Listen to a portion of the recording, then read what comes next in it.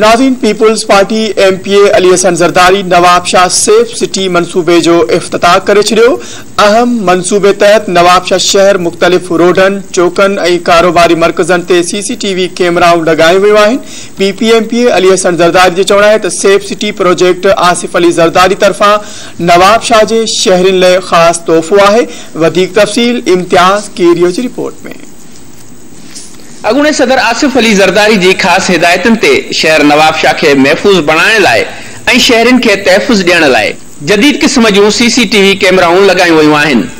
शहरिन जी जान ऐं माल जी हिफ़ाज़त ऐं ॾोहारिन के आसानी सां पकड़ण वारो ही अहम मनसूबो सेफ सिटी जंहिंजो कंट्रोल रूम पुलिस लाइन में कायम कयो वियो आहे ऐं हुन जो इफ्तिताह रिबन काटे MPA हाजी अली हसन ज़रदारी कयो।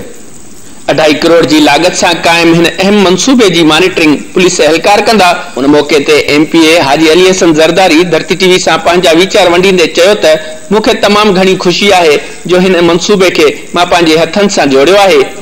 तमाम जबरदस्त मां पंहिंजे हथन सां ठाहियो आहे। मूंखे ॾिसंदे फैलंदे मूंखे खुशी थी थिए त ज़रदारी साहब नवाब शाह जे माण्हुनि खे अज़ीम तोहफ़ो ॾिनो आहे। इंशाअल्लाह कामयाब थींदो ऐं माण्हुनि जी सेफ्टी ऐं सिक्योरिटी थींदी। अहम मनसूबे सेफ सिटी के हवाले से डिप्टी कमिश्नर शहीद बेनसीराबाद आमिर हुसैन पंवर धरती TV से ॻाल्हाईंदे चयो त मां सम्झा तो ये तमाम बेहतरीन हिकड़ी कोशिश है नवाब शाह के हवाले से तालके और पूरे डिस्ट्रिक्ट के हवाले से तो उनके असां महफूज बनाए सघूं। छो जो तव्हांखे ख़बर आहे त ये जेको दौर है वो जदीद टेक्नोलॉजी जो दौर है। उन सिलसिले में ही हिकिड़ो इनिशिएटिव वरितो वियो जंहिंमें state of the art cameras install कया विया आहिनि। पहिरें फेज़ में अराउंड कोई 180 के करीब जंहिंमें असांजा मेन चौराहा एंट्री एग्जिट पॉइंट्स उहे सभु कवर कया विया आहिनि। उनजो मेन मक़सदु इहो आहे त असांजो जेके काफ़ी सारा हिकिड़ो त day to day affairs monitor थियनि उनमें प्रिवेंटिव तौर ते जिते का सस्पिशियस एक्टिविटीज़ मॉनिटर थिए थी राउंड द क्लॉक मॉनिटरिंग जो सिस्टम आहे फौरी तौर ते उते टीम पुॼी थी वञे ऐं उनखे प्रिवेंट करे थी।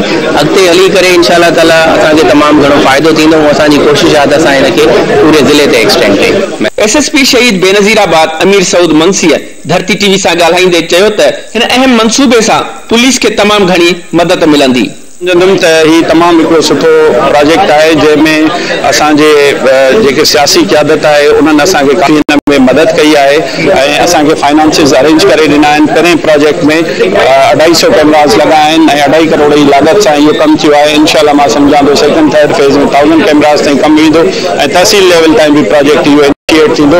इन हवाले से तमाम सुठी काविश है।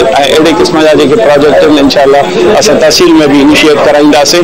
इन सां क्राइम प्रिवेंशन डिटेक्शन में भी काफ़ी मदद मिलंदी ऐं असांजा जेके त्योहार आहिनि रमज़ान उल मुबारक मुहर्रम हराम उहे भी असांजा उहे कवर हूंदा ऐं काफ़ी इन मां सम्झां थो त पुलिस के मदद मिलंदी इन सां। सेफ सिटी कंट्रोल रूम की इफ्तिताही तकरीब में MP हाजी अली हसन ज़रदारी DIG खादम हुसैन रिंद SSP शहीद बेनज़ीराबाद अमीर सऊद मंसी CI इंचार्ज मुबीन परियार समेत वड़ी तादाद में पुलिस एहलकार मौजूद हुआ। कैमरामैन मोहम्मद रमज़ान भट्टी सां गॾु इम्तियाज़ कीरियो धरती TV नवाब।